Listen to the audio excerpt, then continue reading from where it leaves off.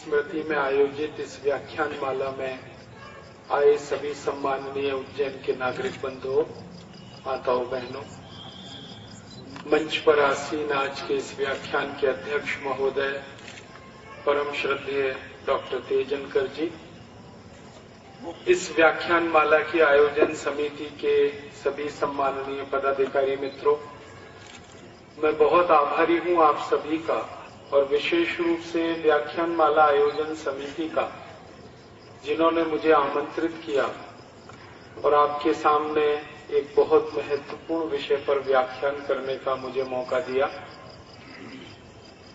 मैं आयोजन समिति का बहुत आभार व्यक्त करता हूं, आप सभी का आभार व्यक्त करता हूं कि आप अपने व्यस्ततम समय में से कुछ समय निकालकर यहाँ उपस्थित हैं और मुझे आपसे संवाद करने का समय मिल रहा है।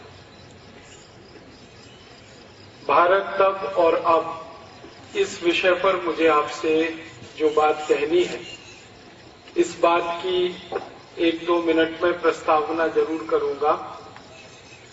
अभी का जो भारत है जिसकी मैं बात करूंगा वो पिछले 63 वर्षों का भारत होगा, आजादी के 15 अगस्त से लेकर आज सन 2010 का।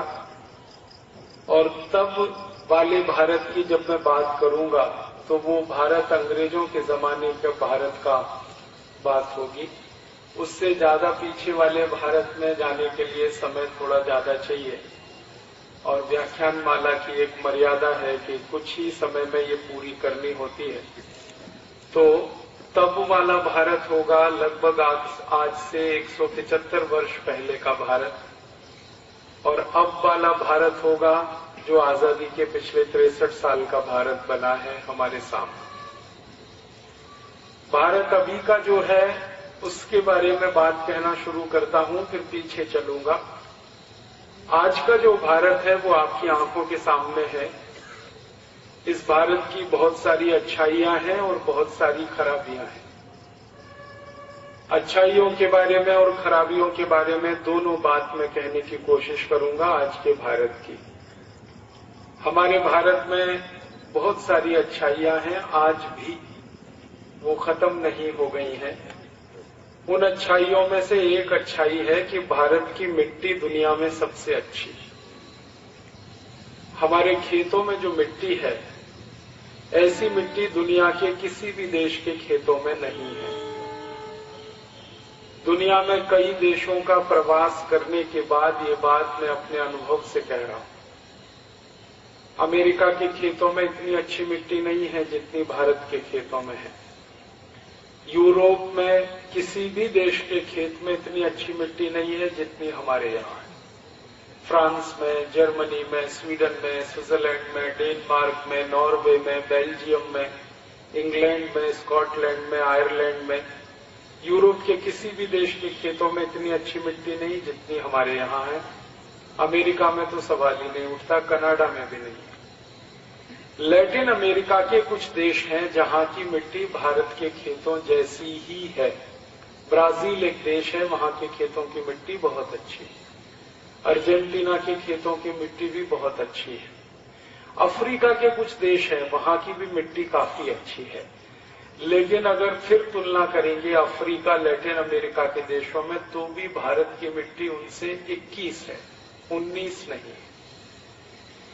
अगर थोड़ी और गहरी बात करूं आपसे कि हमारी मिट्टी की अच्छाइयां क्या क्या हैं, तो हमारी भारत की मिट्टी में 18 तरह के सूक्ष्म पोषक तत्व हैं जो दुनिया में कहीं नहीं है। हमारी भारत की मिट्टी में भरपूर मात्रा में कैल्शियम है।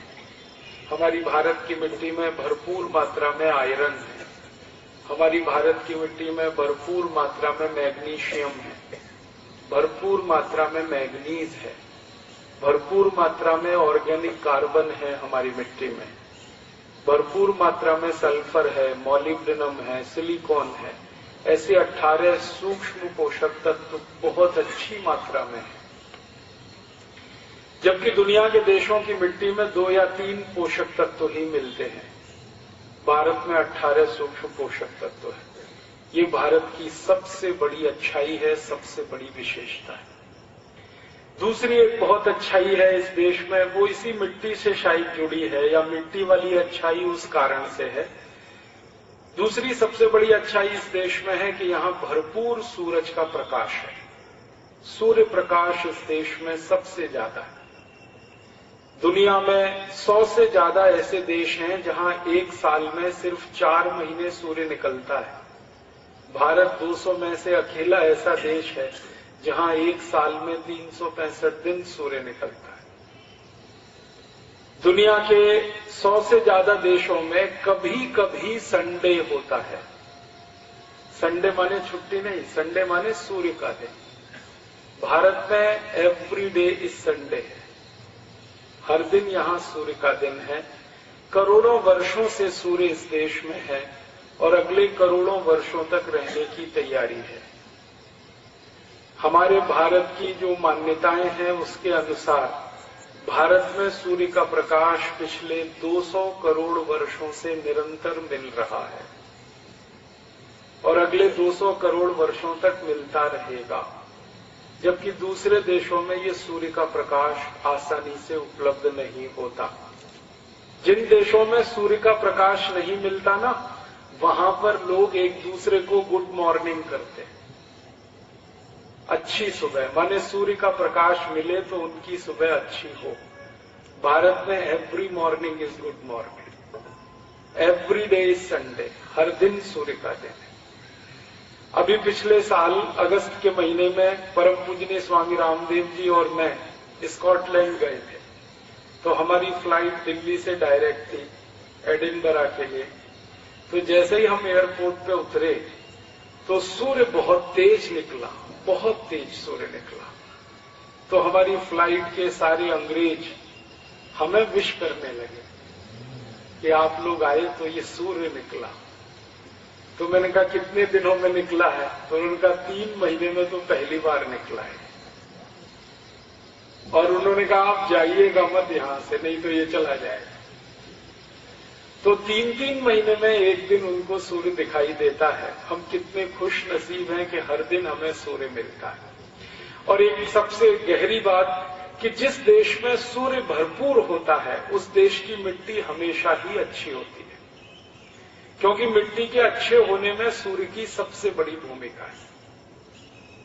तीसरी बड़ी अच्छाई अपने देश की जो दूसरे देशों में नहीं है, हमारे देश में मिट्टी में पैदा होने वाले जो विभिन्न पेड़ पौधे हैं, जो वनस्पतियां हैं, ये दुनिया से ज्यादा हमारे यहाँ पैदा होती है। अभी तक हमारी भारत सरकार ने भारत की मिट्टी में पैदा होने वाली जो विभिन्न वनस्पतियां हैं, पेड़ पौधे हैं, उनकी जो सूची तैयार कर पाई है उसमें 84,000 नाम है। 84,000 किस्म की वनस्पतियां, पेड़ पौधे हमारे देश की मिट्टी में पैदा होते हैं। और ये तो अभी अंतिम सूची नहीं है। भारत सरकार के वैज्ञानिकों का कहना है कि अंतिम सूची अभी बनाना बड़ा मुश्किल है, क्योंकि हर दिन हर साल कुछ न कुछ नई वनस्पतियां ढूंढी जा रही हैं। वैज्ञानिकों का ऐसा मानना है कि ये 1 लाख से ऊपर पहुंच जाएगी सूची। 84,000 तो मिल गई है, 1 लाख हो जाएंगी थोड़े दिन में। इतनी विविध वनस्पतियां, पेड़ पौधे दुनिया में किसी भी देश में नहीं जो भारत में।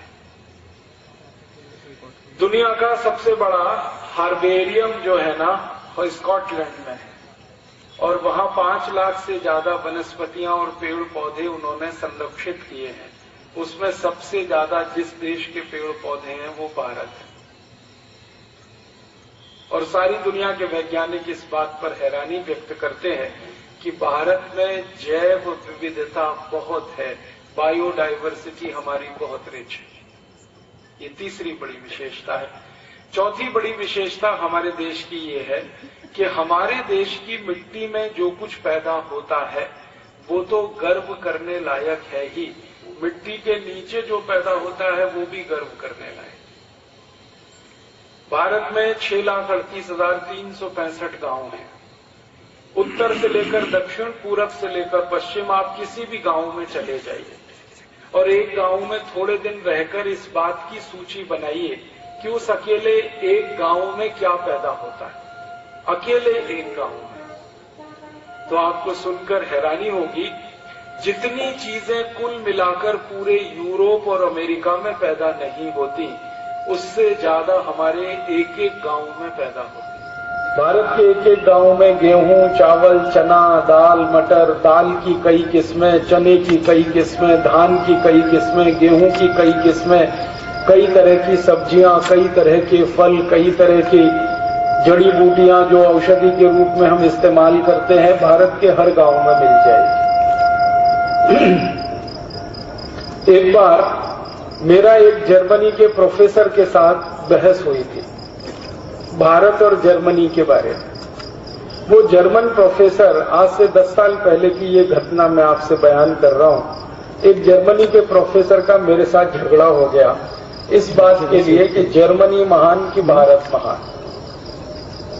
तो वो कहता था मेरा देश महान जर्मनी, मैं कहता था मेरा देश महान भारत। तो हम दोनों ने अपने झगड़े का निपटारा करने के लिए, फैसला करने के लिए एक सूत्र बनाया, फॉर्मूला बनाया। तय तो करना है किसका देश महान, या तो जर्मनी या तो भारत। तो हम दोनों ने ये तय किया कि हम दोनों एक दूसरे के देश के बारे में प्रश्न पूछेंगे। वो मेरे देश के बारे में प्रश्न पूछेगा, भारत के बारे में, जर्मनी का प्रोफेसर, मैं जर्मनी के बारे में पूछूंगा। और जिन प्रश्नों का सबसे ज्यादा जवाब हाँ में मिलेगा उसका देश महान होगा, और जिनके प्रश्नों का सबसे ज्यादा जवाब ना में मिलेगा उसका देश घटिया है, रद्दी है। ऐसे करके हम दोनों ने एक सूत्र शुरू हुई। तो पहले वो उसने कहा कि तुम पूछो, मुझसे कहा कि तुम जर्मनी के बारे में पूछो। तो मैंने चुन चुनकर ऐसे प्रश्न किए जिनका उत्तर ना में ही आए। ये तो पूछने वाले के ऊपर है, आप क्या पूछ रहे हैं। लेकिन आपको ऐसा लगेगा कि मैं जर्मनी को नीचा दिखाना चाहता था, मैं जर्मनी की वास्तविकता उसको रियलाइज कराना चाहता। तो मैंने सबसे पहला सवाल उसको पूछा कि तुम्हारे देश जर्मनी में गन्ना होता है, गन्ना? अब साधारण सा सवाल है। तो उसने कहा नहीं होता, क्योंकि मुझे मालूम है जर्मनी में गन्ना नहीं होता। और जानबूझ के मैंने ये सवाल किया कि जर्मनी में गन्ना होता है? उसने कहा नहीं होता। मैंने कहा जर्मनी में केला होता है, केला? उसने कहा नहीं होता। मैंने कहा जर्मनी में आम होता है, आम? उसने कहा नहीं होता। फिर मैंने कहा जर्मनी में संतरा होता है, संतरा? उसने कहा नहीं होता। फिर मैंने कहा जर्मनी में मौसम्मी होती है, मौसम्मी? उसने कहा नहीं होती। थोड़ी देर में वो बौखला गया, क्योंकि हर जवाब ना ना ना ना। तो उसने थोड़ी देर में मुझे कहा, मिस्टर राजीव दीक्षित, मेरे जर्मनी में कोई मीठी चीज पैदा नहीं होती, अब आगे पूछो। तब मैंने उसको कहा अच्छा दूसरा सवाल है मेरा। मैंने कहा जर्मनी में पालक होता है, पालक? क्योंकि पालक मीठा नहीं है। तो उसने कहा नहीं होता। फिर मैंने कहा जर्मनी में मेथी होती है, मेथी? उसने कहा नहीं होती। मैंने कहा जर्मनी में मूली होती है, मूली? उसने कहा नहीं होती। फिर मैंने कहा कि जर्मनी में वो होती है इलायची, या जर्मनी में काली मिर्च होती है? ये सब मीठी चीजें नहीं है। थोड़ी देर में फिर बौखला गया। फिर कहने लगा मिस्टर राजीव दीक्षित, हरे पत्ते की कोई चीज जर्मनी में नहीं होती, अब आगे पूछो। अब मीठी चीज कोई होती नहीं, हरे पत्ते की कोई चीज होती नहीं। तो मैंने कहा अब तुम ही बताओ जर्मनी में होता क्या है? तो उसने कहा जर्मनी में एक तो होता है आलू, पोटैटो, और दूसरा होता है प्याज, ओनियन। अब आलू में प्याज मिला के खाओ या प्याज में आलू मिला के खाओ, हमारे पास दो ही चीजें होती हैं। फिर मैंने कहा कि जर्मनी के दुकानों में इतना सारा माल बिकता है, केला भी बिक रहा है, गन्ना भी बिक रहा है, आम भी बिक रहा है, संतरा भी बिक रहा है, तो ये कहां से आता है? तो उसने धीरे से कहा ये सब भारत से आता है। तो मैंने कहा किसका देश महान? तो चुप हो गया, बोला नहीं। उसको रियलाइज तो हो गया कि भारत देश महान, लेकिन उसने मुंह से नहीं बोला। मैंने कहा इसको मुंह से ही बुलवाना है अभी थोड़ी देर। और ये बहस हमारी कई लोगों के सामने हो रही थी। मैंने कहा अब तुम्हारा नंबर है, तुम पूछो भारत के बारे में। तो वो थोड़ा फंस गया, उसने वही सवाल पूछना शुरू किया जो मैंने पूछे थे। उसने कहा भारत में गन्ना होता है?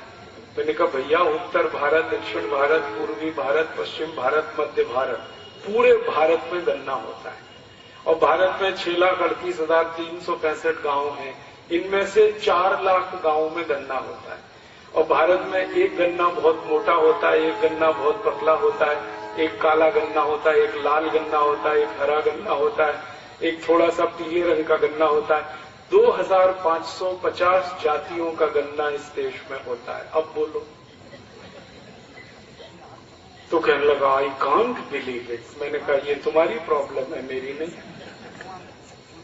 तुम्हें भरोसा नहीं है तो ये तुम्हारी समस्या है। अगर तुमको भरोसा करना है तो तुम भारत आ जाओ और घूम लो और पता कर लो कितनी जातियों का गन्ना होता है।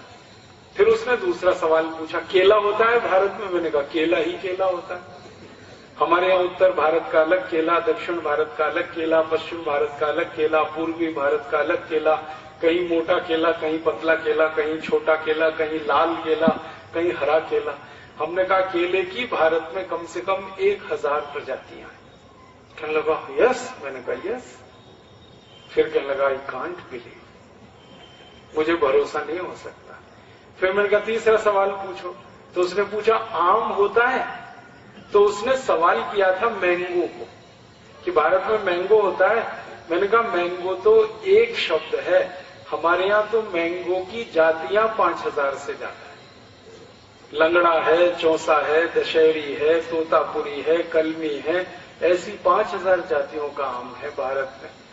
और मैंने उसको कहा, जिस पर उसे भरोसा नहीं हुआ, मैंने कहा दिल्ली हमारे यहाँ की राजधानी है, वहां से 180 किलोमीटर दूर हरिद्वार है। दिल्ली हरिद्वार के बीच में 500 जातियों का आम होता है, इतनी दूरी में, खाली 180 किलोमीटर। और भारत में 3 लाख से ज्यादा गांवों में आम होता है। तो ऐसे उसने जितने भी सवाल पूछे तो उसमें वो हार गया, मैं जीत गया। फिर हमारा भारत महान, उसका जर्मनी महान नहीं। तब उसने अंत में कहा कि मैं भारत देखना चाहता हूं। मैंने कहा कभी भी आओ, देखने के लिए कोई मुश्किल नहीं। आने जाने की कोई प्रॉब्लम है तो हम भारतवासी तुम्हारा टिकट बना देंगे, तुम आ जाओ कभी भी। वो आया, भारत में 3 महीने की छुट्टी लेके आया, 3 महीने का वीजा मिला और हमने उसको भारत में उत्तर, दक्षिण, पूरब, पश्चिम सब जगह घुमाया और उसको एक डायरी और पेंसिल दिया था कि जो जो तुम गांवों में देखो कि यहाँ क्या होता है उसको नोट करना। जब आखिरी में वो वापस जाने लगा तो मैंने कहा तुम्हारी डायरी में क्या नोट किया है तुमने? तब उसने कहा कि भारत के एक एक गांव में 2000 से ज्यादा वस्तुएं पैदा होती हैं, जो मैं पहले विश्वास नहीं कर सकता। और वो उसने खुद कहा कि इंग्लैंड में और पूरे यूरोप में 2 या 4 वस्तुएं पैदा होती हैं सभी गांवों में, और यहाँ एक एक गांव में 2000 वस्तुएं पैदा होती हैं। तब उसने कहा तुम्हारा देश महान। तो मैंने कहा अब बोलो तुम्हारा क्या कहना है भारत के बारे में? तो उसने कहा कि मेरी इच्छा है कि मैं भारत में रहूं। तो मैंने कहा सिटीजनशिप नहीं मिलेगी तुम्हें। तो कहने लगा वो क्या करना पड़ेगा? मैंने कहा भारत में जन्म लो। कहने लगा उसके लिए क्या करना पड़ेगा? तो मैंने कहा हिंदू हो जाओ। कहने लगा क्यों? मैंने कहा तुम्हारी क्रिश्चियनिटी में तो पुनर्जन्म होता नहीं, तुम तो ईसाई हो ना, और ईसाइयत में पुनर्जन्म होता नहीं। पुनर्जन्म तो इस्लाम में भी नहीं होता। पुनर्जन्म तो सिर्फ सनातन भारतीय जो मान्यता है इसमें होता है। फिर थोड़ा झगड़ा करने लगा वो, तो मैंने उसको शांत किया कि भैया तुम्हारे ईसा मसीह को अभी तक पुनर्जन्म नहीं हुआ, तुम्हें कैसे हो जाएगा? तुमको अगर भारत में जन्म लेना है तो हिंदू हो जाओ। तो कहने लगा ये तो बड़ा मुश्किल है। मैंने कहा बहुत आसान है, हम तुम्हारे ऊपर थोड़ा गंगा जल छिड़केंगे और तुम्हारा नाम बदल देंगे, इतना सही है, इससे ज्यादा कुछ नहीं करने वाले। कहने लगा इसका मैसेज तो बहुत दूर तक जाएगा। मैंने कहा वही हमें भेजना है, ये मैसेज जर्मनी तक जाए, वही तो हम चाहते हैं। कहने लगा फिर मैं सोच के बताऊंगा। मैंने कहा ठीक है। फिर जाते जाते वो यही कह के गया कि मैं जीसस से प्रार्थना करूंगा कि अगला जन्म भारत में मिले। मैंने कहा वो प्रार्थना तुम्हारी नहीं स्वीकार होगी, क्योंकि ईसाइयत में पुनर्जन्म होता ही नहीं है। पुनर्जन्म वाली एक ही दुनिया में सभ्यता है जिसको हम भारतीय सभ्यता कहते हैं। ये भारत की विशेषताओं में से एक है। मैंने कहानी के माध्यम से आपको कई चीजें बता दी कि भारत में बहुत कुछ ऐसा होता है जो दुनिया में कहीं नहीं होता। सारी दुनिया के देशों की फसलों पर नजर आप डालो तो ज्यादातर देशों में 2 या 3 फसलें मिलेंगी। एक तो गेहूं होता है, थोड़ी कपास हो जाती है, थोड़ी मक्का हो जाती है। और भारत के एक एक गांव में 200 से ज्यादा फसलें होती हैं। गेहूं, मक्का और चना तो कुछ ही है, 200 से ज्यादा फसलें। ये भारत की विशेषता है, ये भारत की अच्छाई है। और भारत की जमीन के नीचे 90 तरह के खनिज पदार्थ मिलते हैं जो दुनिया के किसी भी एक देश में एक साथ नहीं मिलते। अमेरिका में कुछ खनिज पदार्थ हैं, कनाडा में थोड़े से हैं, यूरोप में तो बहुत कम है। अमेरिका के पास लैटिन अमेरिका में थोड़े खनिज पदार्थ हैं, ब्राजील, मैक्सिको आदि में। अफ्रीका में थोड़े ज्यादा खनिज पदार्थ हैं, लेकिन ज्यादा से ज्यादा खनिज पदार्थ जिन देशों में है उनकी संख्या 15 से लेकर 60 से 70 है। भारत में 90 से ज्यादा खनिज पदार्थ एक ही देश की सीमा में। आयरन ओर हमारे यहाँ, बॉक्साइट ओर हमारे यहाँ, माइका हमारे यहाँ, क्या नहीं है हमारे पास जमीन के नीचे। और ये सब कुछ मैं ढूंढता रहता हूं कि ये सब इतना अच्छा क्यों है भारत में। जमीन के नीचे 90 खनिज पदार्थ। और अभी अभी पता चला कि हमारी जमीन के नीचे तो अब गैस भी भरपूर मात्रा में है, जिसको हम सीएनजी कहते हैं। आंध्र प्रदेश के कावेरी बेसिन में गैस का भंडार मिला है। आपने पढ़ा होगा, सुना होगा। वैज्ञानिकों का ये मानना है कि इस गैस के भंडार को हम इस्तेमाल करें भारत की सभी गाड़ियों में। सभी गाड़ियों से मतलब सभी तरह की गाड़ियों में, 4 पहिए वाली हो, 2 पहिए वाली हो या रेलगाड़ी के इंजन में हम ये गैस को जलाएं, सब तरह से जलाएं तो अगले 340 साल तक ये गैस खत्म नहीं होने वाली। कितनी गैस मिली है कावेरी बेसिन। और कावेरी बेसिन जैसे 8 क्षेत्र पता चले हैं गैस के। ये तो एक है कावेरी बेसिन, ऐसे 8 क्षेत्र पता चले। अब तक हम ये अफसोस व्यक्त करते थे कि भारत में बहुत तरह के खनिज पदार्थ हैं लेकिन गैस नहीं है। भरपूर गैस मिली है। और अभी एक खुशखबरी और है कि भारत के राजस्थान वाले सूखे इलाके में भरपूर तेल मिल गया है। ये जो जैसलमेर है, ये जो बाड़मेर है, ये जो बीकानेर है, ये इलाके में आप कभी जाओ तो सूखी रेत के अलावा कुछ नहीं है, वहां तेल के भंडार मिल रहे। अब तेल खुदाई का काम वहां शुरू होने वाला है और उम्मीद कर रहे हैं कि इतने तेल के भंडार हमारे पास हो जाएं कि 150 से 250 साल तक हम उनका इस्तेमाल कर पाए। तो अब तो तेल भी मिल गया, गैस भी मिल गई, 90 तरह के खनिज पदार्थ हैं। ये तो जमीन के नीचे है। और जमीन के ऊपर तो हर गांव में पैदा होने वाली 2000 से ज्यादा वस्तुएं, फिर जंगलों में पैदा होने वाली तरह तरह की वस्तुएं, फिर खेतों में पैदा होने वाली तरह तरह की फसलें, भरपूर धन धान्य से ये देश है। भगवान ने इस देश को खूब अच्छे से नेमतें दी हैं, इस देश को बहुत अच्छे से सुखी बनाया। और ऐसी ही विशेषताओं में एक बड़ी विशेषता है, इस देश का मौसम दुनिया में सबसे अद्भुत है। इतना अच्छा मौसम किसी देश में नहीं। आप अफ्रीका में जाइए, वहां 2 मौसम है, गर्मी और भयंकर गर्मी। आप अमेरिका में चले जाइए, वहां 2 मौसम है, ठंडी और भयंकर ठंडी। आप और किसी देश में चले जाइए, लैटिन अमेरिका में चले जाइए, वहां 2 मौसम है, बारिश और भयंकर बारिश। टॉरेंशियल रेन होती है ब्राजील और मैक्सिको में, 8 महीने बारिश चलती है। किसी और देश में चले जाइए, 2 से ज्यादा मौसम नहीं है। भारत में सब तरह के मौसम है। और आधुनिक मौसम विज्ञान की परिभाषा के अनुसार भारत में 16 क्लाइमेटिक जोन्स हैं, 16।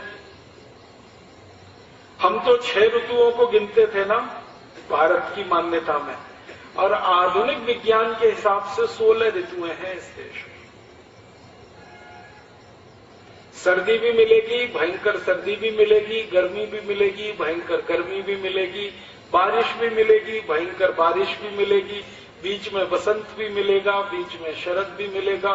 सब तरह के क्लाइमेटिक जोन्स इस देश में, जबकि दुनिया के अधिकांश देशों में 2 ही क्लाइमेटिक जोन्स हैं, यहां 16 हैं। और सभी मौसम में निरंतरता है, ये और भी एक अद्भुत बात है इस देश की। बारिश जब आएगी तो हर साल उसी समय आएगी, गर्मी जब आएगी तो हर साल उसी समय आएगी, सर्दी जब आएगी तब हर साल उसी समय आएगी। दूसरे देशों में ऐसी कोई विशेषता नहीं है। ये यूरोप के देशों में तो बारिश कभी भी आती है, एनी टाइम। सुबह आ गई, 5 मिनट बारिश हुई, फिर शाम को हो जाएगी, फिर अगले दिन सुबह हो जाएगी। बारिश का सीजन वहां नहीं होता। जैसे धूप का सीजन नहीं होता वैसे बारिश का नहीं होता। तो मौसम बहुत अद्भुत है। यूरोप और अमेरिका में एक मजाक करते हैं लोग। वहां मजाक चलता है कि 3 W का कुछ भरोसा नहीं। एक तो वेदर, एक तो वाइफ, पत्नी का भी भरोसा नहीं। सुबह आपकी है, शाम को किसी और की, हाँ अगले दिन किसी और की हो सकती है। तो मौसम का भरोसा नहीं, पत्नी का भी भरोसा नहीं। और तीसरा W है वर्क, काम का भरोसा नहीं। सुबह आपकी नौकरी पक्की है, अगले दिन सुबह जाएंगे तो पिंक लेटर मिल जाएगा कि आपको नौकरी से निकाला जाता है, कोई दूसरी ढूंढ लीजिए। इतनी अनिश्चितता है। और जब मैं यूरोप में घूमता हूं और वहां के लोगों से मजाक करता हूं तो वो कहते हैं कि भारत में ये तीनों W एकदम पक्के हैं। वेदर एकदम पक्का है, समय से आता है, समय से जाता है।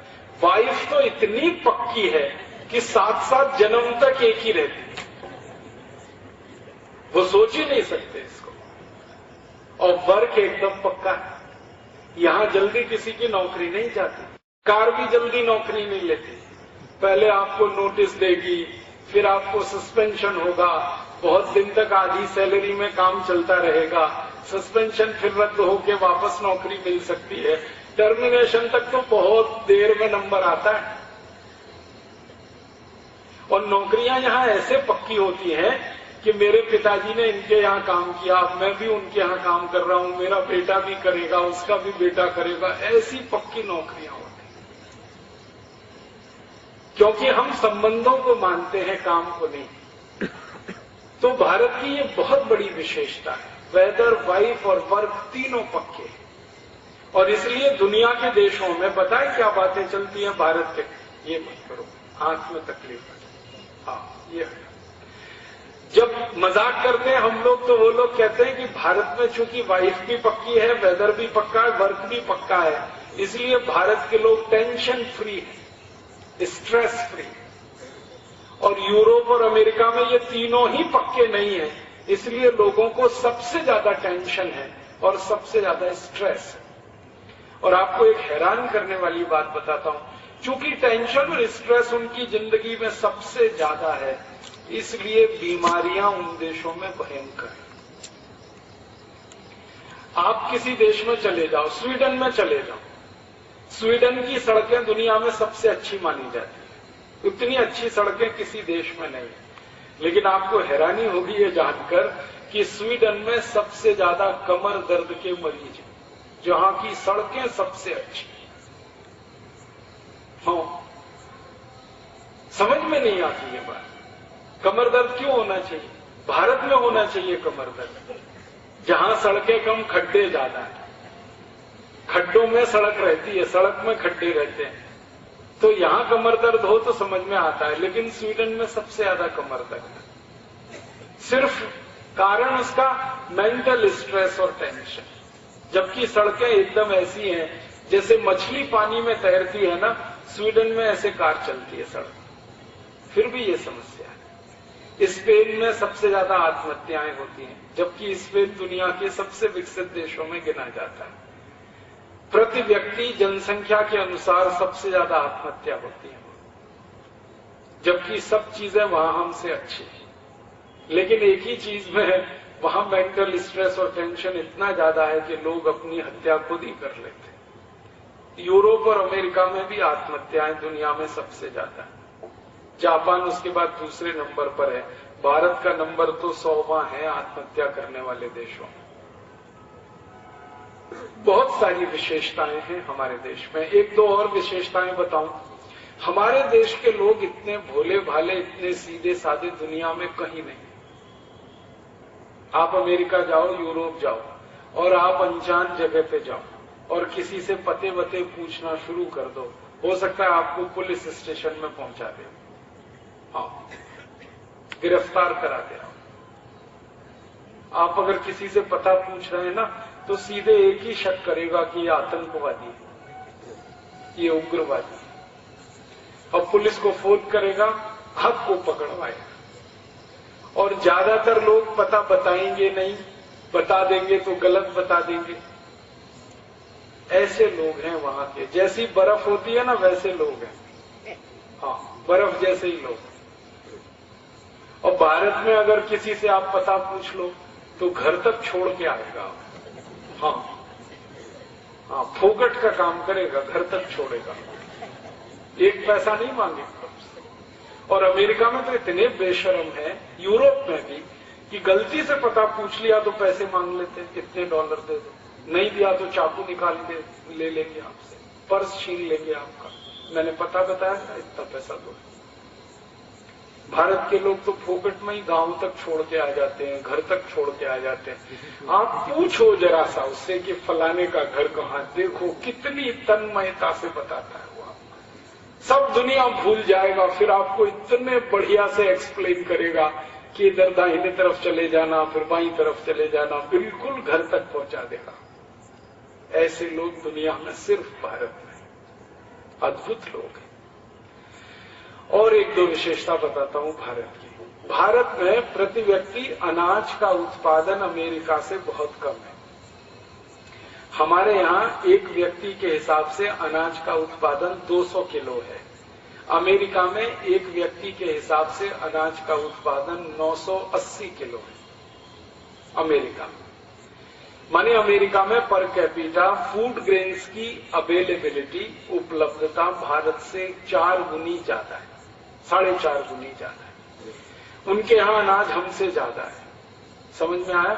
और हमारे पास उनसे कम अनाज है। लेकिन अमेरिका में अपने अनाज को कोई दूसरे के साथ शेयर नहीं करता। इसको सरल भाषा में समझाऊं, अमेरिका में कोई व्यक्ति दूसरों को दावत पे नहीं बुलाता, खाना नहीं खिलाता। और हम जहां एक वर्ष में एक व्यक्ति को 200 किलो से भी कम अनाज है, हम दावतों पे दावतें करते जाते हैं। और हमारे यहां खाना खिलाना तो जैसे सबसे बड़े पुण्य का काम। इस देश में करोड़पति हो या रोडपति, सबको देखा मैंने खाना खिलाते हो। रोडपति भी है ना तो कर्ज लेके खाना खिला देता है। शादी हो, विवाह हो या कोई घर में समारोह हो, अगर कुछ नहीं है, मान लो कोई मंदिर की ही प्रतिष्ठा समारोह है, तो पूरा मोहल्ला खाना खिला देता है। मैं अभी गोवा गया था, यहां सीधे गोवा से आया। गोवा में एक बिल्कुल छोटा सा गांव है, 356 घर का एक गांव है। बहुत छोटा सा गांव, 356 परिवार, सोचो कितना छोटा गांव। उस गांव में एक यात्रा होती है, यात्रा माने यात्रा। तो उस यात्रा में आधे से ज्यादा गोवा जाता है, आधे से ज्यादा। गोवा की कुल लोक संख्या, कुल आबादी 15 लाख की है। 7.5 लाख लोग उस यात्रा में जाते हैं। अब 5 से 7 दिन वो यात्रा चलती है और 356 घर का गांव सबको भोजन कराता है, सबको निःशुल्क खाना खिलाता है। रात के 2 बजे आप पहुंच गए उस गांव में तो बिना खाना खाए नहीं आ सकते, खिलाएंगे आप। ऐसे भारत में हजारों नहीं लाखों गांव हैं। ये तो मैंने एक आपको अभी बताया क्योंकि देख के आया, ऐसे लाखों गांव। दक्षिण भारत में उडुपी में एक मंदिर है, आप जरूर जाइए उस मंदिर में, श्री कृष्ण भगवान का मंदिर है। मैं उस मंदिर में कई बार गया। तो वहां के जो मुख्य पुजारी हैं, मैंने उनको पूछा इस मंदिर का सबसे मुख्य काम क्या है। तो उन्होंने कहा हर दिन हम 75,000 लोगों को खाना खिलाते हैं, ये मुख्य काम है। हर दिन, एवरी डे 75,000 लोग खाना खाते हैं मंदिर। मैंने कहा कोई समस्या नहीं आती? उन्होंने कहा बिल्कुल नहीं आती।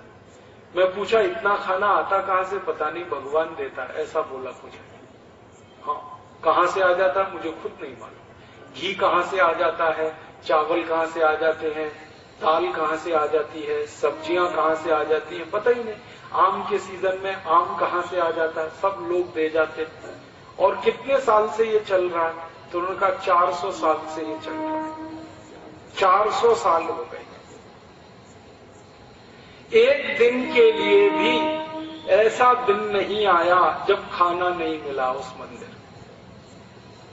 और वो कहते हैं कि कभी कभी जब मंदिर में विशेष समारोह होते हैं तो 1 लाख लोग रोज खाने पर होते हैं, विशेष समारोह। ऐसे मैंने उस मंदिर के पुजारी को पूछा कितने मंदिर होंगे भारत में? तो उसने कहा दक्षिण के तो मैं बता सकता हूं, उत्तर के आप ढूंढो। तो मैं बहुत दिन ढूंढता रहा। ऐसे मंदिर भारत में 13,780, जो 400 साल से, 500 साल से, 700 साल से, 1000 साल से खाना खिला रहे हैं लोगों को, अन्नदान कर रहे हैं। क्योंकि अन्नदान हमारे यहां सबसे बड़ा दान माना जाता है। अब मेरे समझ में ये नहीं आता कि जिस देश में प्रति व्यक्ति अन्न का उत्पादन दुनिया में सबसे कम हो, मात्र 200 किलो प्रति व्यक्ति, अमेरिका में 980 किलो प्रति व्यक्ति, उस अमेरिका में कोई अन्नदान नहीं करता। और यहां 200 किलो हर आदमी के पास भोजन है, उसमें से भी वो दान करता रहता है। इससे बड़ी विशेषता भारत की कोई नहीं। अद्भुत देश है। और ये सब निःशुल्क होता है, अपनी आत्मा के संतोष के लिए होता है। हमारे यहां लोग तो मौका ढूंढते रहते हैं खाना खिलाने का। हाँ, थोड़ा सा भी मौका मिले दावत हो गई, खाना हो गया। थोड़े छोटे छोटे मौके, घर में किसी का जन्मदिन हो गया, घर में किसी का मरण दिन आ गया, मरण दिन में भी दावत खिलाएंगे, जन्मदिन में भी दावत खिलाएंगे, शादी में भी दावत खिलाएंगे। ये खिलाना खिलाना खिलाना अद्भुत है। और वो भी निःशुल्क और भक्ति भाव से।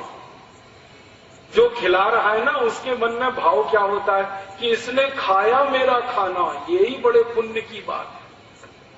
ये भाव से।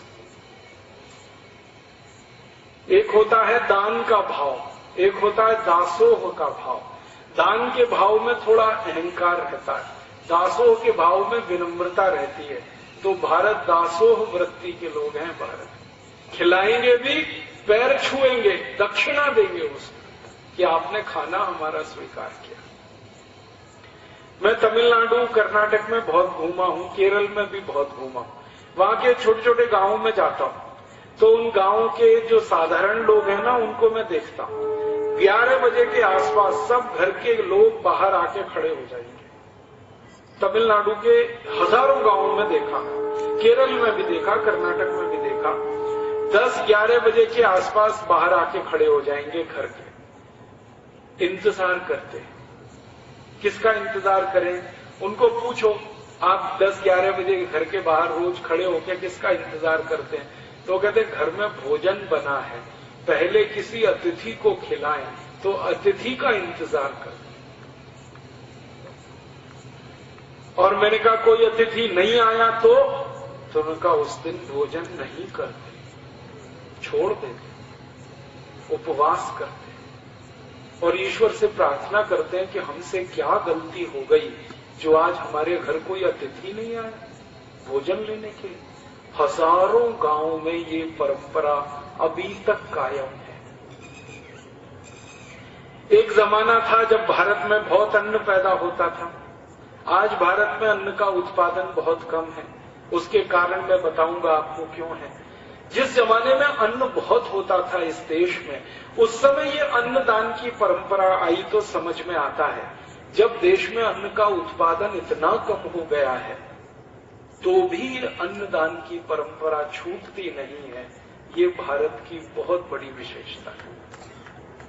इतनी गरीबी आ गई है इस देश में, इतनी भूखमरी आ गई है, इतनी बेरोजगारी आ गई है, फिर भी ये परंपरा छूटती नहीं है। ये भारत की बड़ी बड़ी विशेषताओं में से एक है। बहुत अद्भुत देश है ये भारत।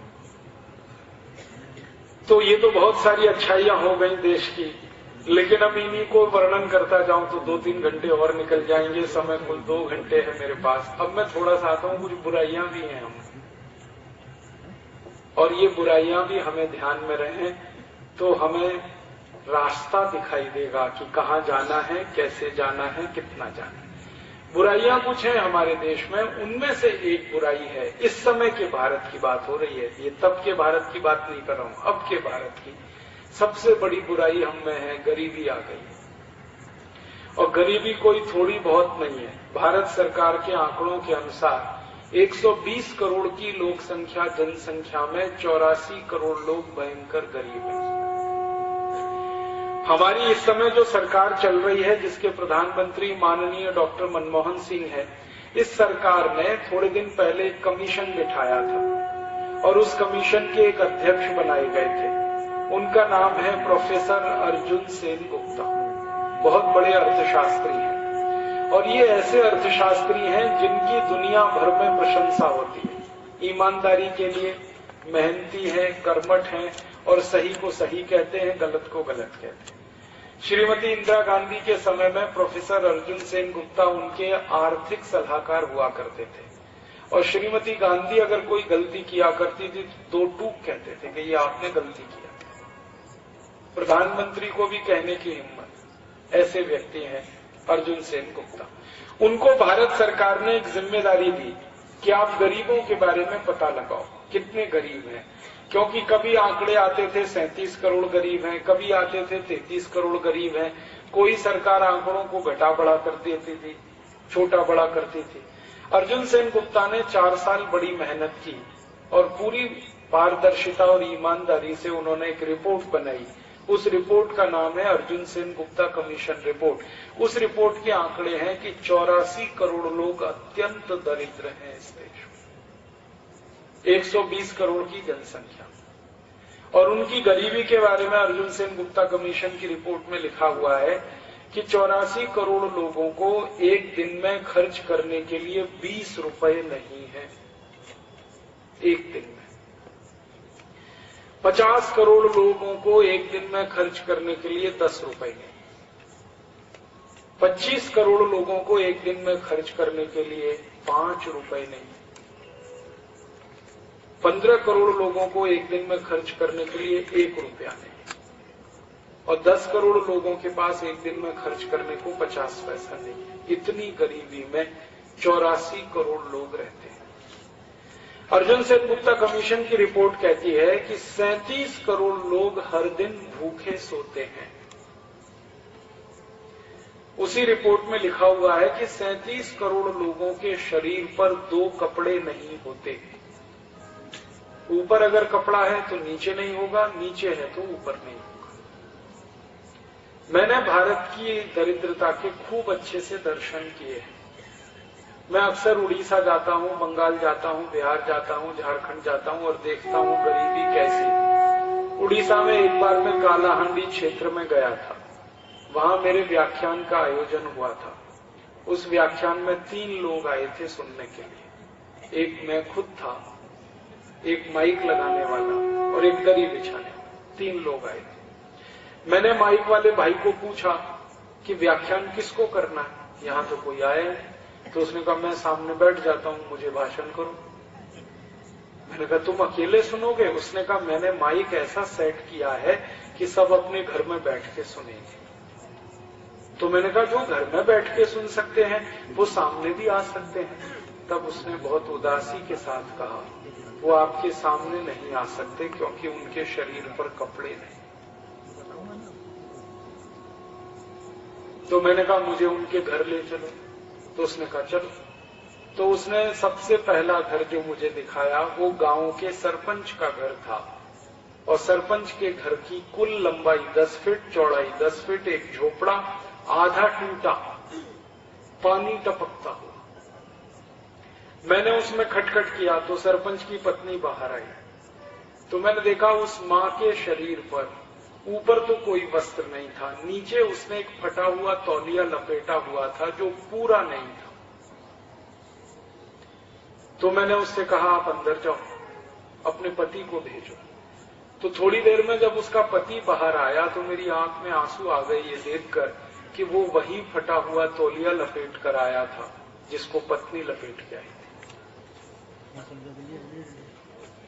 ऐसी गरीबी में 37 करोड़ लोग रहते हैं इस देश में।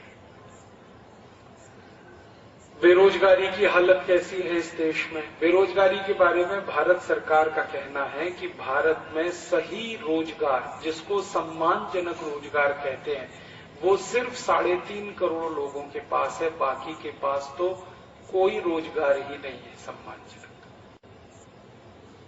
हमारे भारत देश में 64 करोड़ लोग हैं जिनको माना जाता है जिनके हाथ काम करने लायक हैं। हमारे देश में एक शब्द इस्तेमाल किया जाता है, वर्केबल एज, माने काम करने लायक उम्र, 18 साल से लेके 60 साल। ऐसे 64 करोड़ लोग हैं।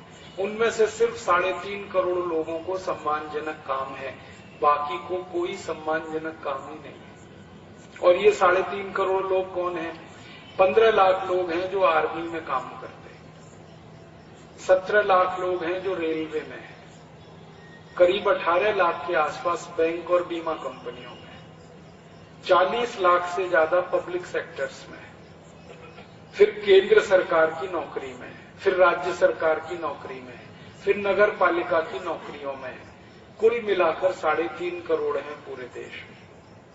माने 60 करोड़ 50 लाख लोगों को सम्मानजनक काम ही नहीं है।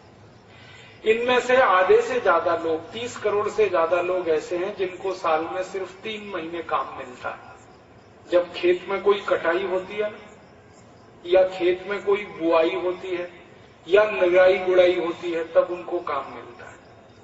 बाकी दिन वो खाली रहते हैं। और बाकी जो दूसरे करीब 30 करोड़ हैं, ये भटकते रहते हैं, एक गांव से दूसरा, दूसरे से तीसरा, तीसरे से चौथा, किसी ईंट वाले भट्टे पे काम कर लेते हैं, कभी किसी शहर में फुटपाथ पे जाकर अपनी दुकान सजा लेते हैं, कभी ठेली और गाड़ी में रख के सब्जियां बेच लेते हैं, कभी घर घर जाके अखबार पहुंचा देते हैं। ऐसे 30 करोड़। लेकिन उनका भी हाल बड़ा बेहाल। और दुर्भाग्य से, सौभाग्य से आप और मैं उन 3.5 करोड़ लोगों में से हैं जिनको सम्मानजनक रोजगार है, प्राइवेट सेक्टर में, पब्लिक सेक्टर में, कुल मिला। बाकी के पास सम्मानजनक काम है। और थोड़ा आगे बढ़े, भारत की बुराइयों में से एक बुराई ये है कि इस देश में अशिक्षा बहुत भयंकर है। आजादी के 63 साल के बाद भी पूरे देश की साक्षरता नहीं हो पाई है। 52% आबादी अभी भी निरक्षर है इस देश में। और थोड़ा आगे बढ़े, इस देश की बुराइयों में से एक बुराई है कि भारत में 120 करोड़ की जनसंख्या में 77 करोड़ लोग भयंकर बीमारियों के शिकार हैं। 5 करोड़ 70 लाख लोगों को डायबिटीज है, 4.5 करोड़ लोगों को हृदयघात होता है, अक्सर कभी भी मर सकते हैं।